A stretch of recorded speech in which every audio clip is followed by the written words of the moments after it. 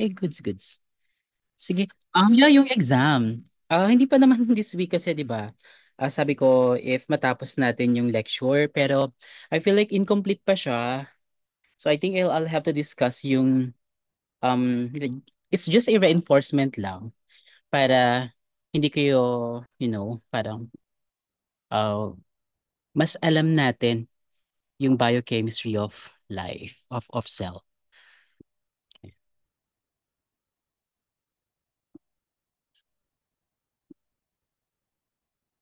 Okay.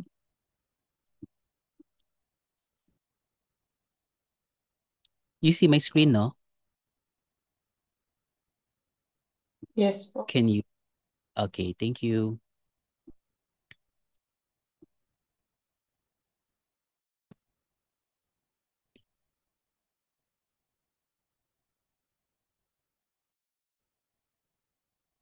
Okay, ayan. So again, this is a review na of our previous topic. Pero I'll be using a different slide kasi meron akong mga slides na more, no, not totally, hindi siya, more comprehensive than the previous, pero may mga important details dito and yung mga diagrams na I think more understandable at your level. So, yeah, last time, no, we talked about covalent bonds. So yung difference ng single bonds and the double bonds is that kapag single bond siya, it can freely rotate as in this figure, ang ethane na to. No, this is the two carbon atoms here are being bound by this covalent bond. And since the same sila ng element, so therefore this is non-polar covalent kasi in terms of their electronegativity difference is zero. No? So again, kapag single bond, it is freely rotating. That is, it's different compared to the ethene. Kung saan, if it's double bond, okay, kapag double yung bonds natin, hindi siya rotatable. Okay? So the single bond and the double bond, there's this intermediate. So this is exhibited by compounds like the benzene or any compounds na merong benzene. It says here, electrons in double bonds are delocalized. No? Kasi dito sa benzene na to, you have your single bond and you have the double bonds. Now, yung polar covalent natin, yeah, this figure will show you yung, again, no, pag intermolecular bonds, if we are referring to same water molecule, kapag sinabi natin intermolecular, it is in the chat box. Anong intermolecular bond ng water? Covalent or H bond? Sa chat box, go ahead. 5 seconds to reply. Okay. Okay, very good. Okay, so yung intermolecular bond ng water molecule ay hydrogen bonding. But its intramolecular bond is covalent. Okay, I hope that na-clear yung part na yun sa atin. And again, nagkakaroon ng partial positive and partial negative because of the electronegativity difference. Okay? So, yung oxygen and hydrogen, more electronegative si oxygen, therefore, yung pag-pull niya, no, ng electrons, kaya yung electrons ay closer sa kanya. So next would be, wait. Okay. Ayan. So yung mga polar covalents na to, ayan, as in this figure, no. Ayan. Kapag oxygen, okay, two oxygen atoms, O2, this is O2, and this is hydroxyl, okay, OH. So, kapag molecular oxygen, as you see, since pareho naman sila ng electronegativity, ano ba yung O? 3.5. Okay? This is 3.5 and yung electronegativity naman ng oxygen is definitely the same lang, 3.5. So, the difference would be zero.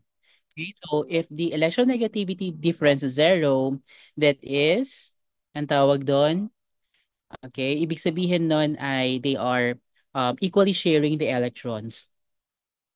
Okay? So they are non-polar covalent. So, OH naman, ayan, nag-share. Yeah, this is covalent bond. The intramolecular bonding in the hydrogen and oxygen sa water molecule ay ganito, no? They share electrons. It's covalent bond. But since yung oxygen natin ay, yun nga, yung affinity niya sa electron ay greater, so kaya nag-share sila ng electrons, but it's closer sa oxygen compared to the hydrogen atom. So ano ba ang difference ng oxygen and hydrogen? 3.5 and 2.2. Okay, so the difference, meron naman tayong ano dito, value maya. Ipapakita ko here. Okay, so if it is less than 0.4, yung electronegativity difference, that is pure covalent. Okay, or non-polar covalent.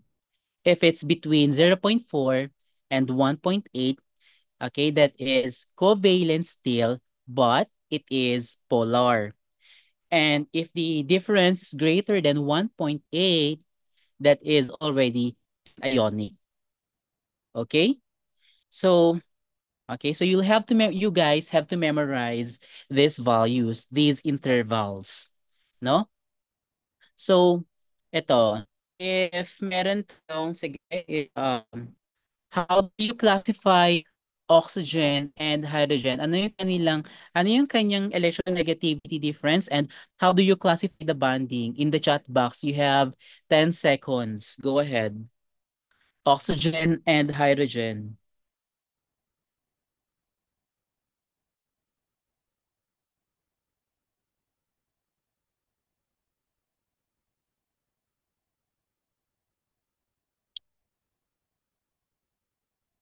Okay, so only two responded, and pareho naman silang correct. Okay, the difference is 1.3, right? Kasi oxygen is 3.5 minus 2.2, so that is 1.3. And if we go back to this succeeding slide, this one, so kapag 1.3 siya, okay, it falls under polar covalent. Okay? So that's the one example. How do we classify the following bonds, the CC? We don't need to compute even though provided dito yung kanilang electronegativities. Okay, this definitely is a non-polar covalent kasi since if it's the same, di ba, it's just zero, and anything that's less than 0.4 or pure covalent or non-polar covalent. So the answer for this is letter A. Next one, how about the C and the H? Okay, 2.4 ang carbon, hydrogen is 2.2. So the difference is 0.2. And as you know, zero point 0.4, less than zero point 0.4, that is non-polar covalent. The OH was already answered. Okay, this is polar covalent. The NH, ano ang NH natin? In the chat box, 5 seconds.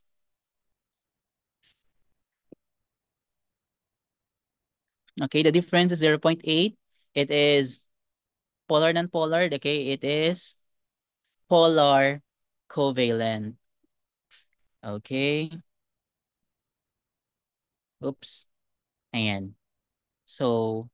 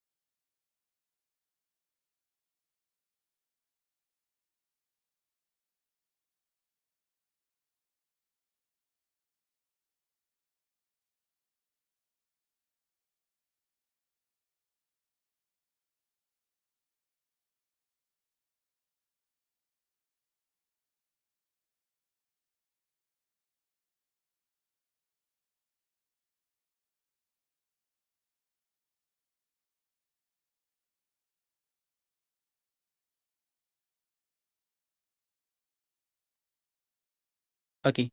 So going back, so ilang hydrogen bonding ba ang pupwede sa isang water molecule? It is actually four. Okay? There are four hydrogen bonds that can occur from one water molecule. So one from here, from its H to the other water molecule, and H bond ang another water molecule to the water, to the oxygen of that water. So apat, no? Ang H bonds ng isang water molecule. Okay.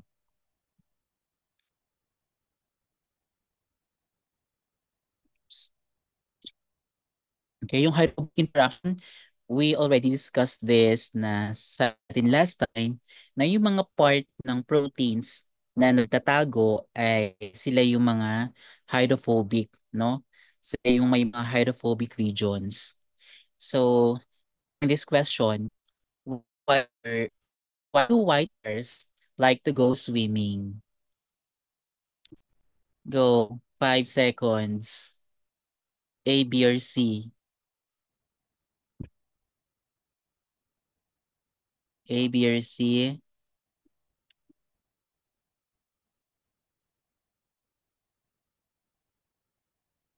Okay. So the correct answer is, masyado kayong nabulag sa polar. Girl, they have to survive. They like fish. It's A. Okay, next. Okay, so yung ionization, yeah, we already discussed this na if it's greater than 1.8, diba, it's already an ionic type of bonding. So halimbawa nito would be the bonding between the sodium and the chlorine. Sorry, again.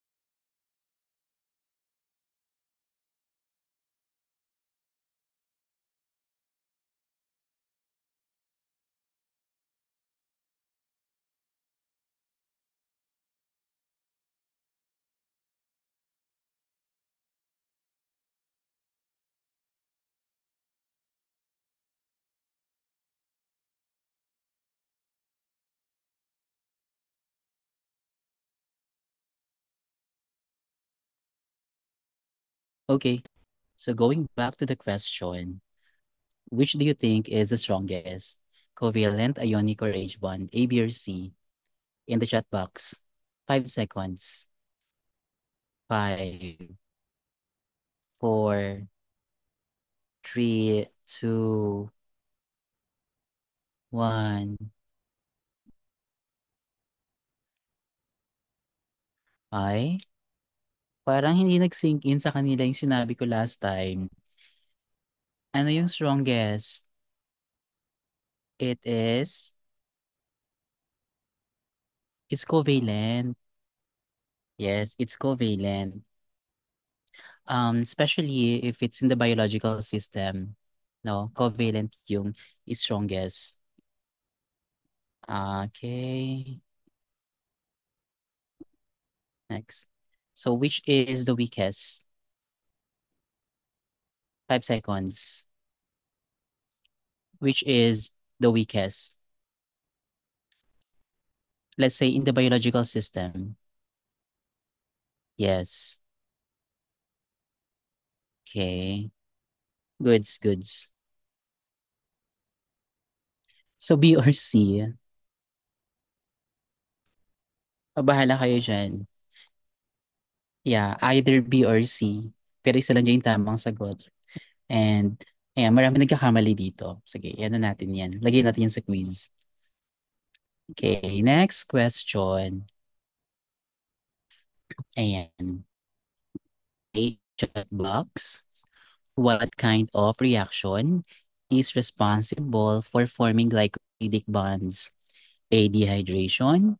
B. Hydrolysis. Glycosidic reaction. D. Polymerization reaction.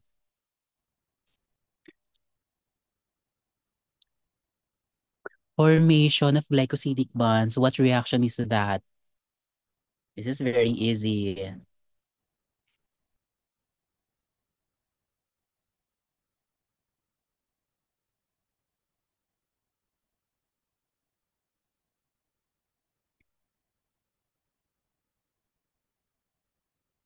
Okay. Very good. The correct answer is it's it's A. No, it's a dehydration reaction. Kasi, 'di ba? We said last time na kapag let's say ang glucose molecule binds with another glucose molecule, the bonding is glycosidic bonds. And 'di ba, when we polymerize stuff, what happens? Nade-dehydrate, right? So, yes, because the um hydroxyl or the OH group of the anomeric carbon will interact with the hydrogen of the hydroxyl group of the other sugar molecule. Okay, so in here, it is dehydration reaction. Okay, next. How about in here? What type of reaction would be required to break a sucrose molecule into a glucose and a fructose?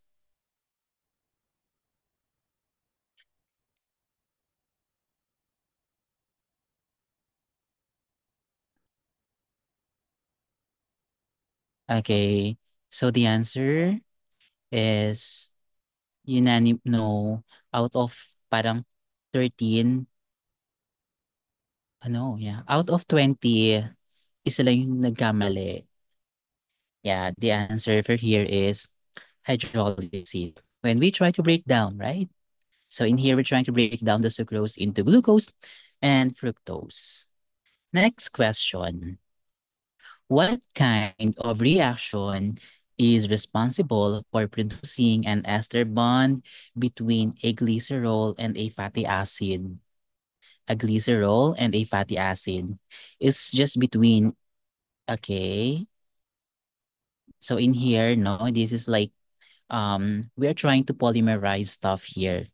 We're trying to have an assembly between a glycerol and a fatty acid.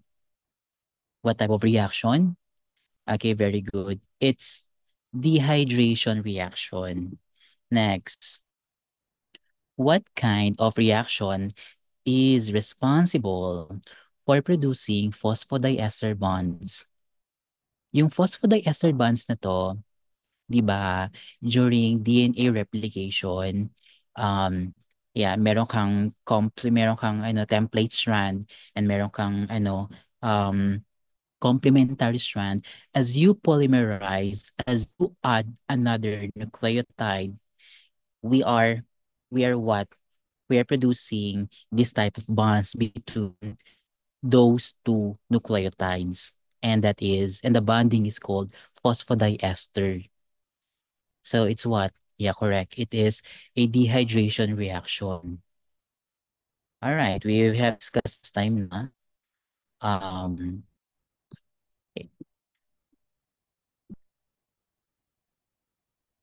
okay, this is just a review again. Your amino acid is made up of an amino group and a carboxyl group. Okay, meron siyang central carbon and meron din siyang R group. Okay, so please don't forget this basic structure of amino acid. And their R groups would confer their properties. So yung mga non-polar aliphatic R groups, okay, would include the alanine, valine, leucine. So kapag sinabi nating aliphatic, they're just linear or branch hydrocarbons like in here, no? This is just a linear hydrocarbon. This is an aliphatic. This is linear or orange. This is brown naman. Okay, so this is aliphatic then. And ito naman, we also have polar and uncharged. Okay, which would include serine, threonine, cysteine, proline, asparagine, and glutamine. Okay. We have positively charged groups, especially if meron siyang nitrogen sa kanyang R group like the lysine, the arginine, and the histidine. Okay? So yung mga negatively charged R groups naman would contain the carboxylate group, yung mga deprotonated. And like in here, this is kasi dito sa sa backbone ng amino acid, this is COO negative. This is deprotonated. Okay, kaya siya negatively charged. So if the R group is the same, like the same carboxylate group, they tend to have to be negative.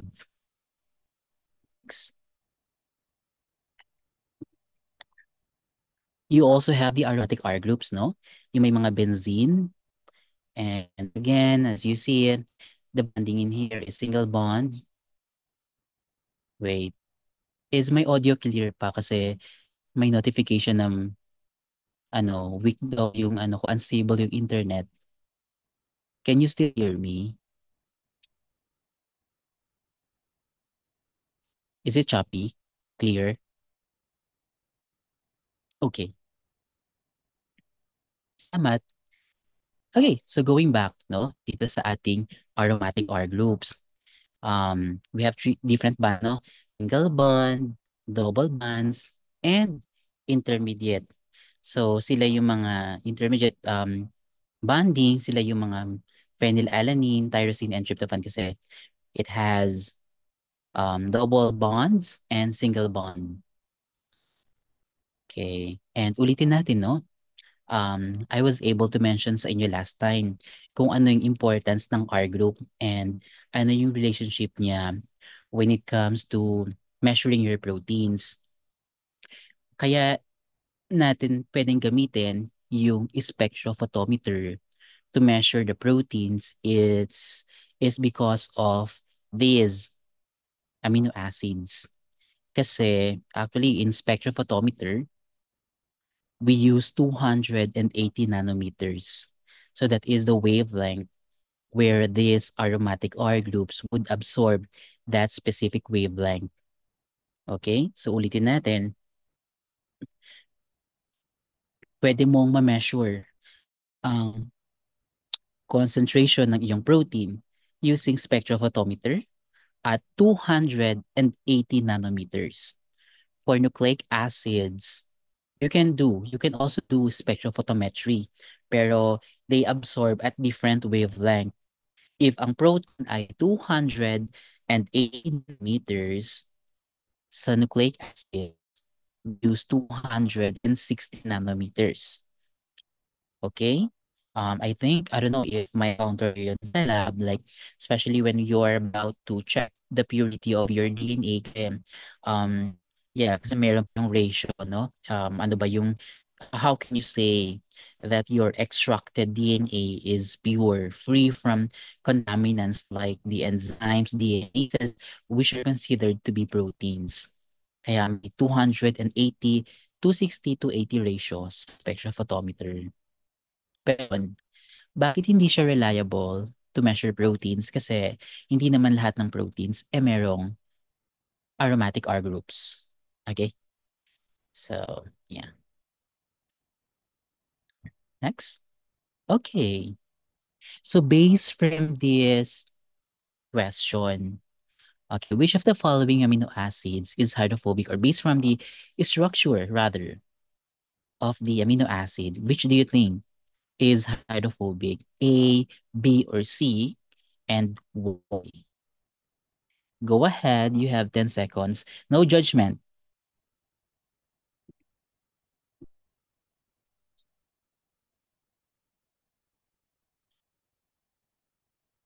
Hmm.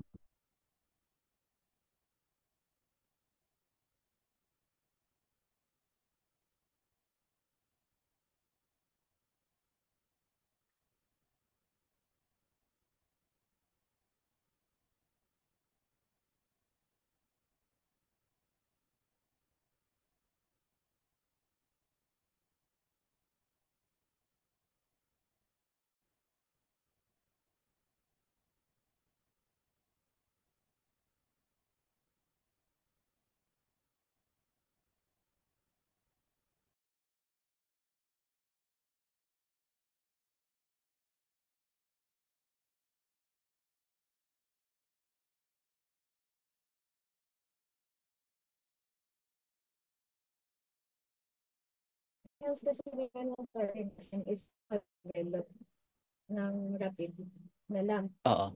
Ano yung parang goal natin? Bakit tayo nagagano'n? Bakit tayo nagaganon? Kasi per day, parang receiving 1,000 samples for leptospirosis. Tapos, Impact sa akin. for MPAX.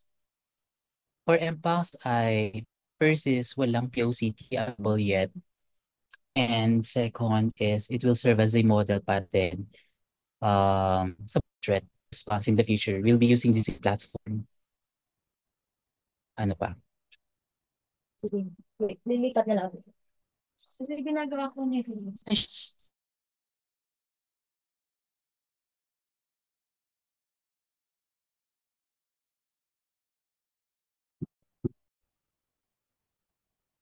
Okay, let's try to answer na this question. Which of the following amino acid is hydrophobic? Okay, so most of you have answered. Okay, so may mga A, may B and C. Okay, so mixture pa rin, no? So this only means na if binili ko pala to sa quiz, hindi pa pala natin fully grasp yung mga properties ng R, R groups natin or yung mga functional groups natin sa ating amino acids. The correct answer in here is actually letter A. Okay, hydrophobic.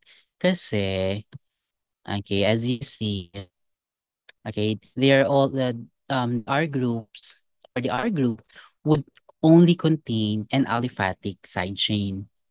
No, na mga CH lang sila. It's a linear. No, this is actually branch hydrocarbon chains. And mga aliphatic groups, they are non-polar. And kapag non-polar, anong nangyayari kapag non-polar? They tend to be hydrophobic, no? So if part to ng isang protein, definitely nasa loob siya ng structure. How about the B? Let's try to inspect this. And so this is the amino group, the carboxylate group, and this is its R group. Yeah, meron siyang mga CH2, CH2, but at the terminal end of the molecule, you would see that there is an ion. And as you know, ions dissolve in water. And ions are hydrophilic. Next, this is the amino group, the carbonate, okay, the CH2. At the terminal end of the molecule, we have an OH. And as you know, OH polar, right? It can do H bonds. The sa water molecule, it can freely react with hydrogen atom or hydrogen ion, which makes it polar. And polar are hydrophilic.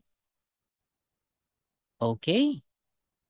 So based from this question or based from this figure, okay, it's very apparent na the first option is hydrophobic. All right. So let's now go to the next slide. Oopsie. I really have difficulty in using PDF. My answer. And the CH bonds are nonpolar. The B option B is or ions dissolve in water, and OH bonds are polar, and polar are hydrophilic. And so, okay, based from this figure, what is the level of structure ng ating protein? In the chat box, you have 5 seconds.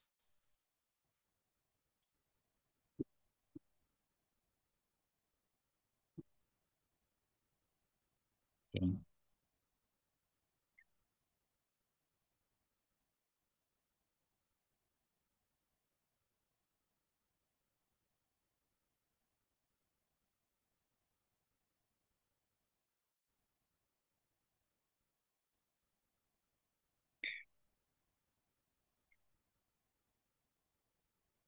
Okay, let me count if ilan yung tumama.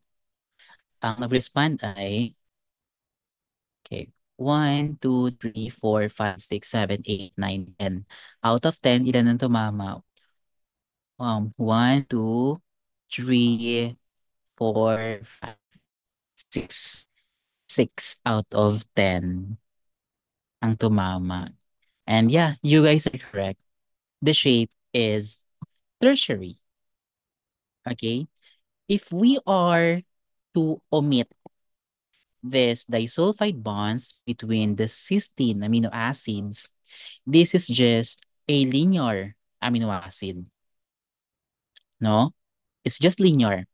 And if it's linear, it's just the sequence of the amino acid, and that makes it the primary structure. No? Pero if we already consider, okay, this interaction, the disulfide bridge, this is an R group interaction, and this would make the protein tertiary by structure. So, itong polypeptide na ito ay tertiary kapag nagkaroon na ng disulfide bridges. Okay?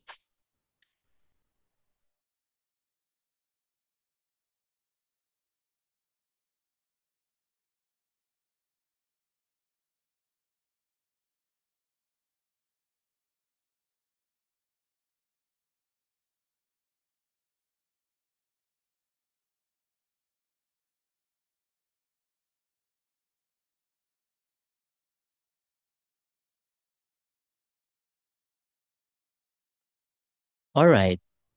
So, sabi dito, the R groups determine how a protein folds. So, kapag primary structure, it's just the sequence of the amino acids. And the type of bonding is peptide bond.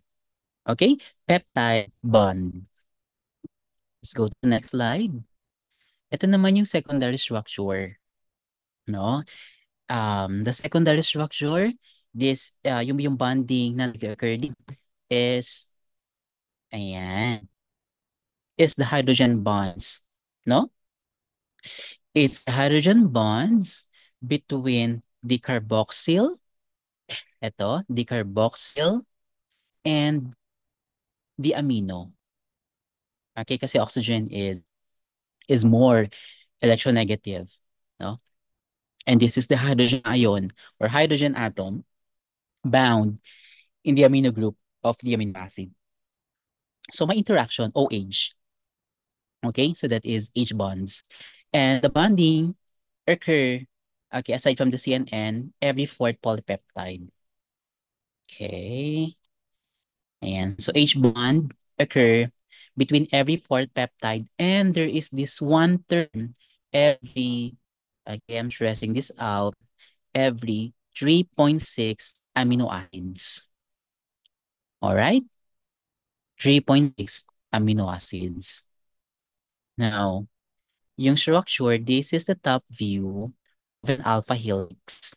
Ito yung top view ng alpha helix. And sabi dito na yung mga interacting amino acid residues or yung mga R, sila yung meron sa labas. So yung mga protruding molecules here, those are R group component of the peptide. Hindi lang siya pinapakita, pero, di ba, ito yung real structure ng protein. Hindi pakita dito yung R groups. Alright? Pero, ayan siya. Ayan, yung mga R groups, sila yung mga nasa labas. Okay? So dito, sa structure na to, yung mga R groups would be in here. Andito yung mga R groups sa labas, sa periphery. Okay. And it says here that the R groups are very common in transmembrane protein. Okay, we have another structure under secondary, and that is the beta-pleated sheet. Okay, it can run parallel or anti-parallel. Next is the tertiary structure. Yan. So these are the R group interaction. Okay, so ito na yung mga sabi ko kanina, yung mga protruding groups, right? You have the H bonds, hydrophobic interactions, and van der Waals. So, stress out ko lang din, no, nasabi natin yung van der Waals, sila rin yung responsible sa enzyme substrate complex. Okay, in terms of the shape, no? And yung mga ganung types of interaction ay ano lang, yung strength niya ay mataas kapag magkalapit yung dalawang molecule. No, so yung interaction kasi it's being greatly affected by the distance. No, so the farther the molecule, the weaker is the interaction. So yun yung meron sa van der Waals. And of course, it is associated with the complementarity of the shape. So dapat parang swak sila, no? So, you just try to go back to your biochem, yung enzyme substrate complex, the disulfide bridge, the ionic bond, etc. Okay. And so quaternary proteins, what are these?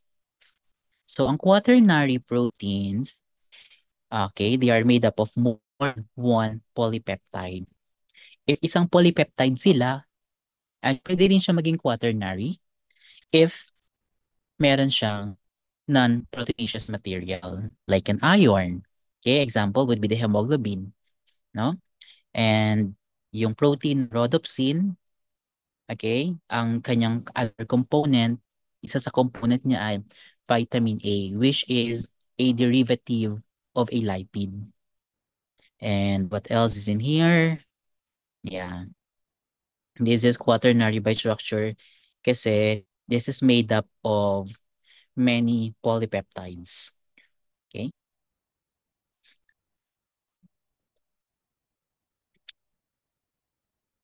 So to, how do we produce proteins? Ayan. Actually, last week, was it last week, Jinky? Yung professor asked how to produce vaccine. Yeah, no? Okay. Huh? This Sorry. This week. Yeah. Ha? kahapon. Kahapon. Okay. Meron kasi, okay, katabi ko yung girly. Girly na lang adjective mo, girl. Anong adjective mo? Anyway. Ayun. Ah, yeah, meron kong colleague from RATM invite na mag-sit-in sa class ko. And isa sa mga courses namin sa PhD is Environmental Biotechnology. And ayun nga, the professor asked us how to produce vaccines. Ayun. And hindi naman sa pagmamayabang sis, pero yung mga classmates namin nga, charot. They says, it's true. True. Ayun. Pero, ayun, yabang-yabang naman to. True. Stop validating. Anyways, ayun, this is how you produce vaccine, no? Especially if it's like definitely not attenuated kasi it's very difficult to produce a whole virion using a one plasmid lang. In this example, this is how we produce a vaccine or a protein or an mRNA. All we need to do is design this plasmid.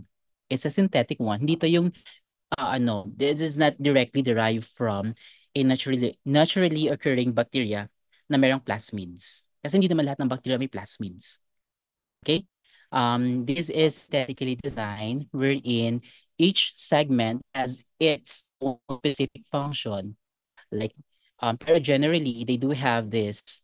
They have like a selectable marker, promoter, the restriction sites, the origin of replication, and antibiotic resistance genes. But yeah, don't get overwhelmed kasi um, you will have a task wherein you will be designing a plasmid, and I want you guys to meron naman yung sa exercise natin, no, that you will be designing a plasmid.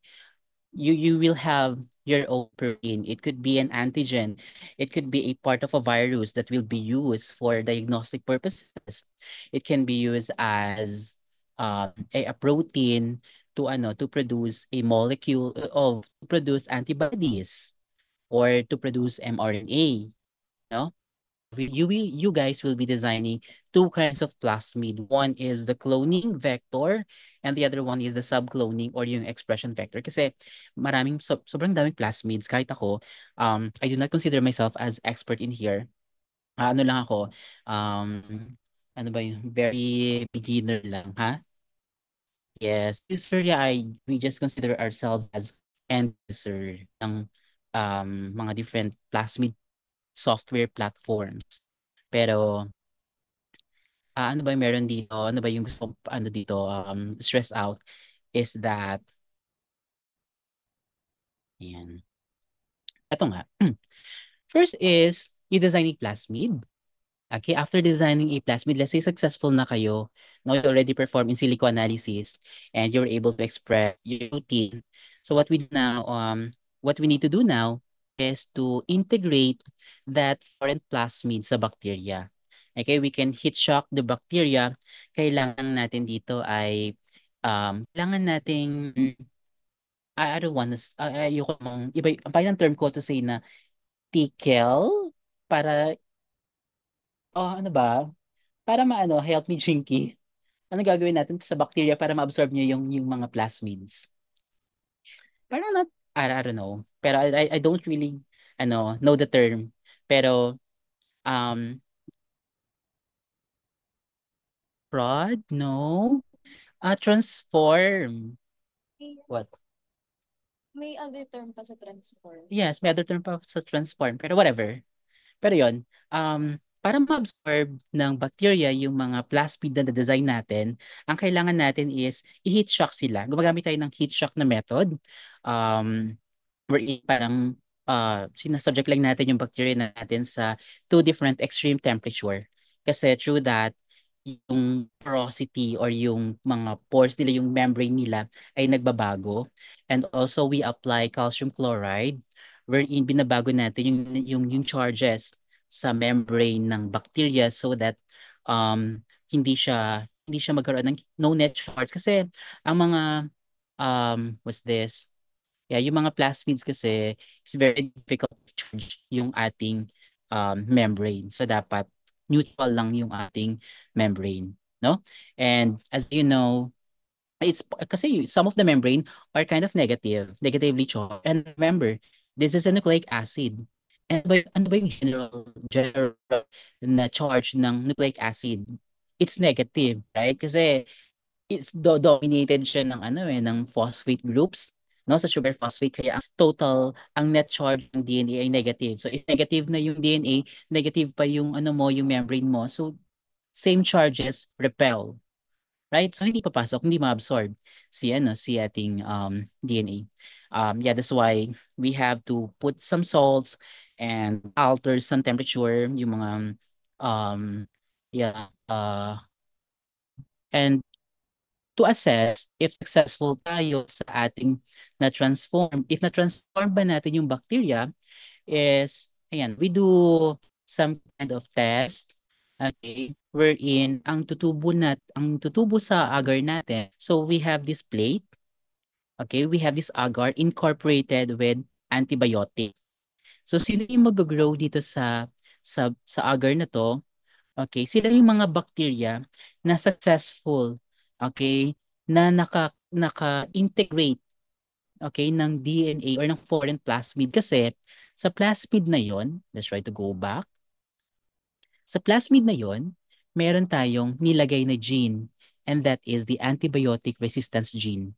So ibig sabihin, kung ang bacteria hindi siya nakakain, okay, hindi siya successful sa pagkuha ng plasmid, mamamatay siya sa nutrient agar na merong antibiotic, right? Kasi sensitive siya sa antibiotics. So that's one way, no? To to select our transformants. And kapag tama na siya, and kapag may tumubo na, paparamihin na natin siya, and then we induce protein expression. So how do we induce yung protein expression?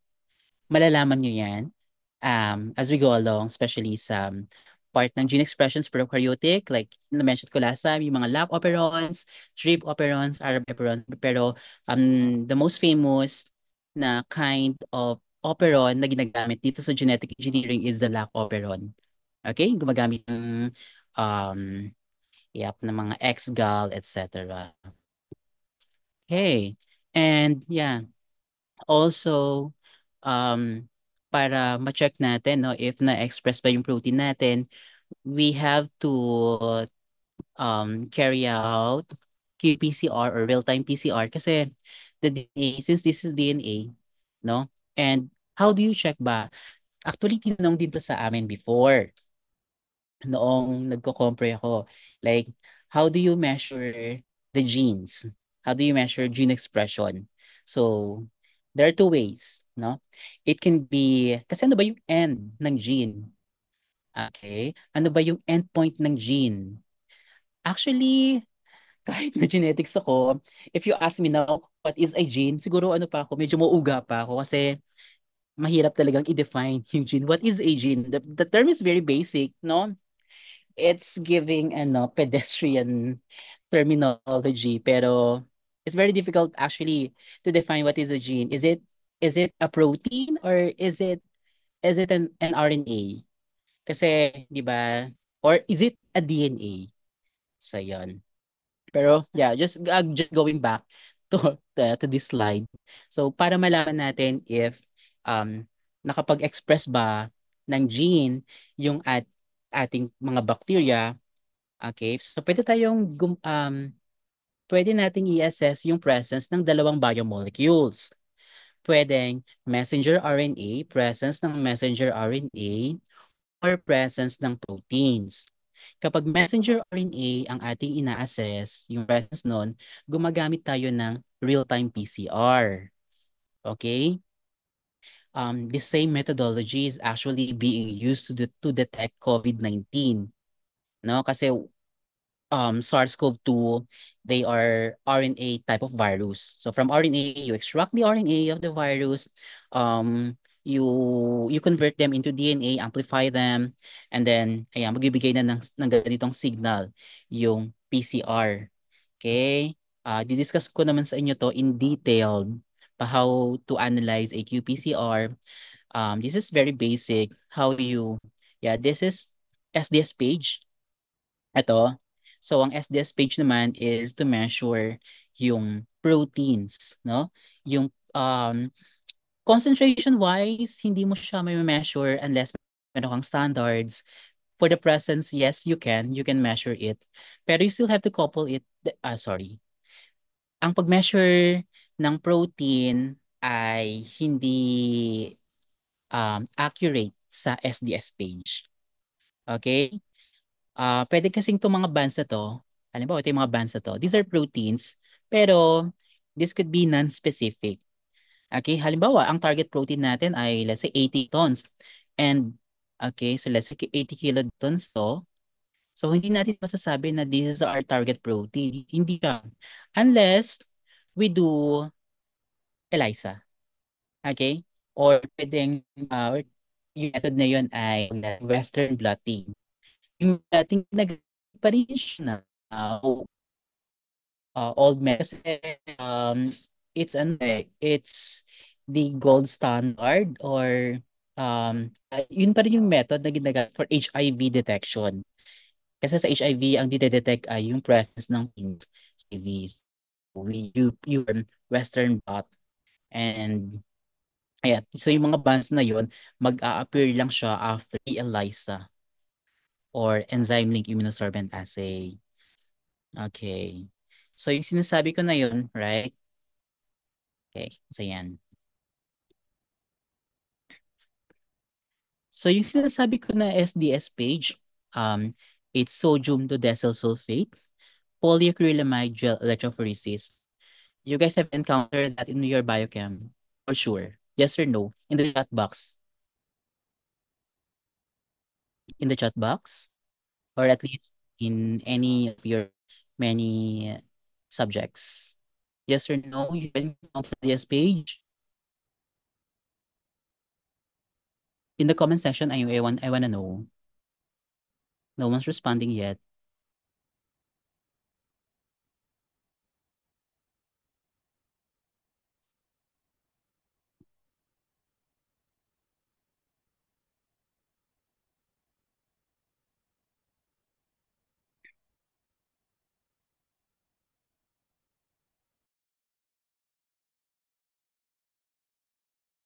Hmm.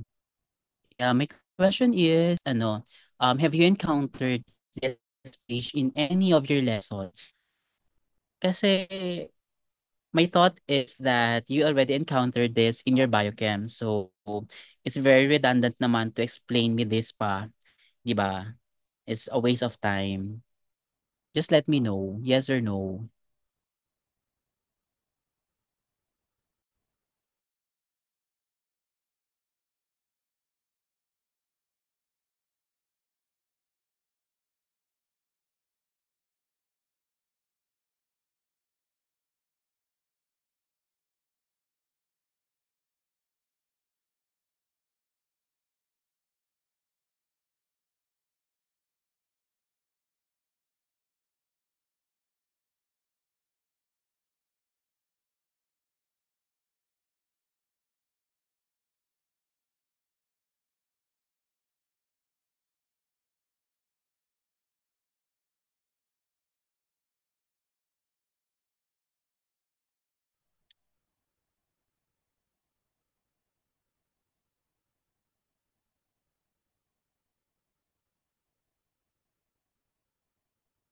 Alright. So, magkakaiba pala kayo 'no? Some of you, yeah, hindi pa daw na-discuss, pero yung iba, it was discussed now in animal systematics and genetics. Okay, that's good. Yung iba naman hindi pa rin nadi-discuss. Yung iba naman na-discuss din daw sa biochem. Okay, so hindi pala I thought the same kayo ng professors all throughout from your first year. Hindi pala. Sige, para same boat tayo, no? SDS page. SDS, ah, okay. Okay, okay. Noted on that. Anyways, ang SDS page ay ginagamit para malaman ang purity, okay, presence, purity, and molecular weight ng iyong proteins. Okay, ulitin ko, no? Yung SDS page, ginagamit yan para malaman yung purity, presence, and molecular weight of your protein. So, in what way? Or, sige, i-discuss mo natin yung name niya, SDS. SDS is a detergent, sodium diol sulfate.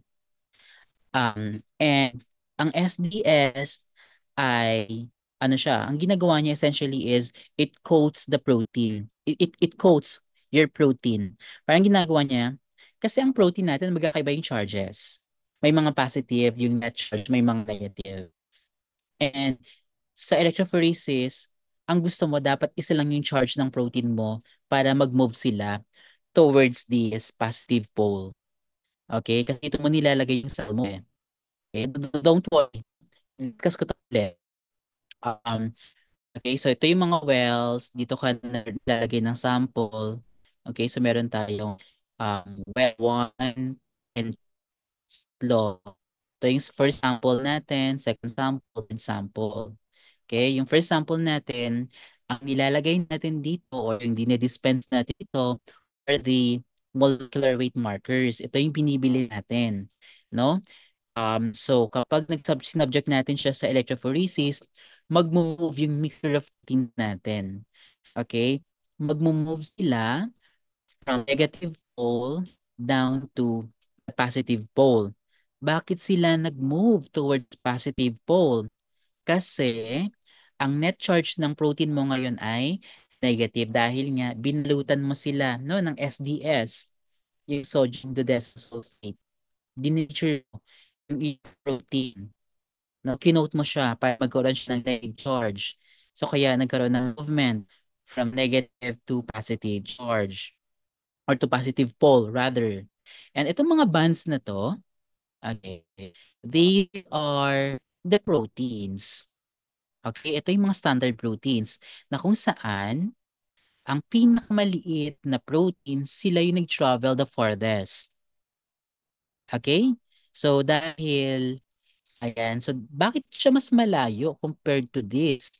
Okay? Dahil yung mga smaller proteins, mas mabilis silang makapenetrate or makapasok sa mga crosslinks ng polyacrylamide na to. Okay? So sa proteins, we use polyacrylamide kasi mas maliliit yung pores nun. Kapag DNA ang wino-work nyo, that is age or agarose gel electrophoresis. Okay? So mas mabilis yung mga proteins na maliliit. Mabagal yung mga proteins na malalaki. Kaya meron mga different bands here. And this would indicate the molecular weight. So dito yung basis natin. Okay. So sa sample 2, meron tayong dalawang bonds. No? Halimbawa, this is 20 kilodaltons, 20, 40, 60, 80, 100. Okay? And so ano ang molecular weight nito? So 20, 40, 60. So nasa gitna siya. More likely this is 50 kilodaltons, no? And itong protein mo naman na isa na to ay 2, 4, 6, 8. So mga 85 since nasa 1/4 siya nito. So meron kang 85 kilodaltons. Sa genetics, ito yung mga parang what do you call this? Heterozygous. No, if these are the genes. So meron kang same gene pero magkaiba ng size. No? So this would be a heterozygous. What else is in here? Okay, you would see na nakapag-produce tayo ng dalawang protein. Magkaiba nga lang yung sizes. Which is nag-occur pa talaga. They, especially sa eukaryotes, na meron tayong introns and exons and nagkakaroon ng shuffling ng introns and exons. That's why nagkakaroon ng hindi lang isa yung molecular weight ng protein natin. Okay? Pwede yung isang gene, pwede siyang isoforms. Okay, may smaller and bigger protein pero the same type of protein. Okay, dahil yun, again, ulitin natin dahil yun sa processing ng introns and exons. So, and that's very important, no? Kasi that's how we produce diversity. And very important yun sa ating sa pag-produce ng antibodies. So that's how we produce diversity. What else is in here? Yeah, let's say, ang target natin is etong si 85 kilodaltons. Okay, nakita natin may band pa dito. So, ibig sabihin, hindi pa pure yung ating protein. Kahit na gumamit na yun ng different chromatography techniques, like na tayo, for sure na-discuss na sa biochem nyo, nag-size exclusion chromatography na kayo, ion exchange, na parang ang affinity is the best. Affinity chromatography. So, ayun, let's say, nag-affinity chromatography kayo, ibig sabihin, na-trap nyo yung mga target nyo. So, malaki yung chance na this is your protein. Ito ba talaga siya? Or, same protein ng size. Okay, so for you to confirm, you'll have to do ELISA. You apply antibodies, pwedeng direct ELISA or pwedeng indirect ELISA. We'll be discussing that as we go along, especially kapag i-discuss na natin yung mga methods in molecular biology when you focus sa proteins. So yun. So ibig sabihin dito sa 1, 2, 3, ayan. So sa 1, 2, 3 na to, yung si protein natin ay eto siya. Okay? So in-expect natin na dapat 85 kilodaltons pero based sa result, let's say ito yung niya 85 kilodaltons. Based sa result natin, ayan, wala tayong 85 kilodaltons na proteins. Meron lang tayong 25 kilodaltons. Okay? And yun yung specific na tinatarget natin kasi gumagamit tayo ng antibodies is specific to that protein. Kaya merong band dito. Okay? The process is called ELISA. enzyme-linked immunosorbent assay. The same method na gamit for pregnancy test kit. Okay, yung pag-detect ng hormones during pregnancy. So, the same yun. Yung mga na lateral flow, gumagamit yung concept ng ELISA. Okay, that is a confirmatory testing. Ayan. Yeah, this is just you. And next is okay, protein pooling and from linear into secondary, tertiary, etc. Yeah, we already discussed it. Yung chaperone proteins na last importance nun kasi aid in the correct or proper folding ng inyong proteins. Bind site, the term ligand. So anything that binds to the protein are called the ligand. Okay? Specificity due to shape, active sites, o to, yung mga allosteric sites, ano ba yung mga allosteric sites? Madiscuss naman natin ito sa gene expression kasi, yeah, tatakal yung mga to. Antibodies by antigens, yeah, and the ligands. Ayan. Na-discuss din natin last time, no? Correct case at physiological condition, the shape of the protein is called its native conformation. Native kanyang version. Now, let's apply a chemical that would disrupt yung interaction or groups. We apply, halimbawa, DSH, no? DSH ay nature protein, nililinearize ng ating folded protein kaya siya ganito. Okay. Pero sabi na kung tinatawag natin yung SDS, pwedeng bumalik. Okay. Ng ating protein. Pero yung 1% the same ba siya sa native small shape na? Ayun, yun yung challenge dito, no? Kasi hindi lahat kahit na nag-refold na siya, kahit na tinanggal mo na yung mga denatured agents, still iba na yung kanyang shape. Okay, nabanggit natin last time. A very basic example of denaturation is the heat. No, yung itlog, nag-example natin yung egg. Diba yung egg from the liquid natin, nagkaroon ng protein denaturation, binalik ulit natin yung egg sa normal temperature, sa 25 degrees Celsius. Diba, hindi na siya bumalik sa native conformation niya. Okay? So, that's protein structure. Yeah, denaturation caused the protein to unfold. And, by the way, bago ko makalimutan, sa part na to, see, ayan, dito sa SDS page, no?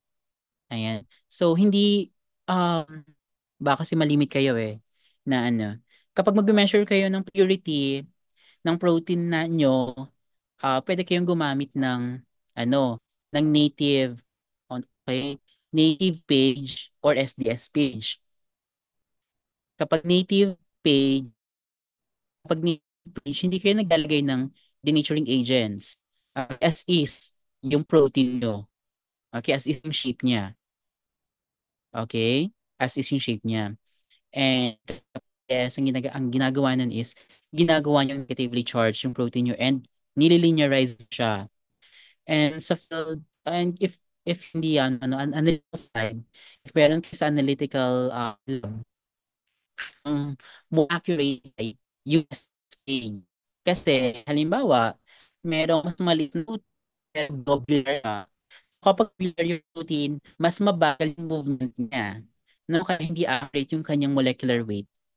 Okay, kaya ang ginagawa nila is to make it universal, no, they use SDH. Dine-denature talaga nila yung proteins. Okay.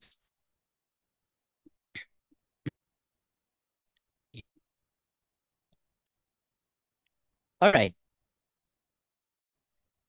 This question, yeah, what do you think? You are examining a protein and determine that it contains at least 3 globular polypeptides. each with several alpha helices, which is the highest level of the structure.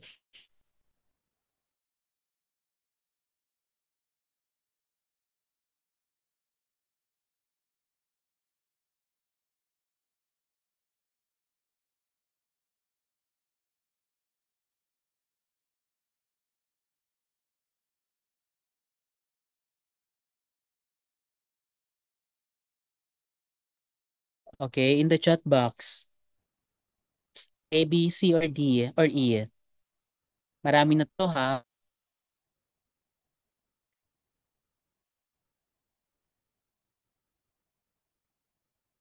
Okay, ilan kayo makatama this time? Remember, hindi lang one yung polypeptide natin, tatlo. And several din yung alpha helices.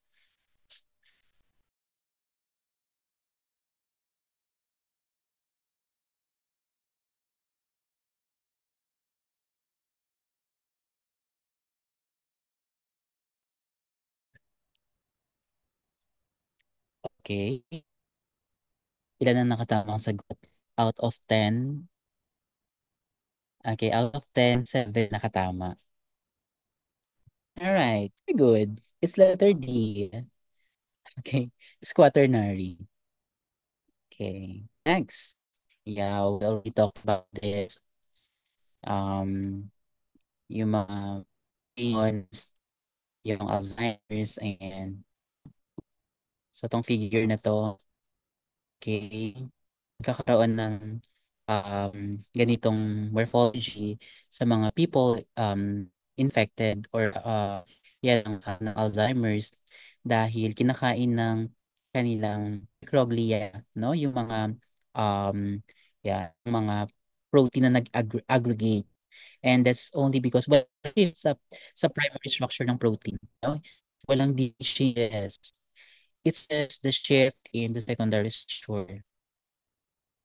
So, yeah, yung Alzheimer's, motif. Okay, I'll be leaving this to you. Basic terms like protein complex, protein age, etc. Basic terms, phosphorylation, type ng enzyme, yung family ng enzyme. For phosphorylation is the kinase. No, it's the kinase. And yeah. So to remove the phosphate, you need the enzyme phosphatase.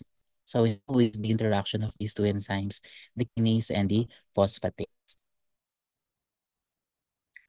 GTP by next time, Joe, this is more complex. Sige. So that's gonna be all for today. Do you guys have questions? I already uploaded itong dalawang PowerPoint sa ating Google Classroom. It took time kanina kasi medyo mabagal yung internet ko. Do you still have questions? Via chat box you may.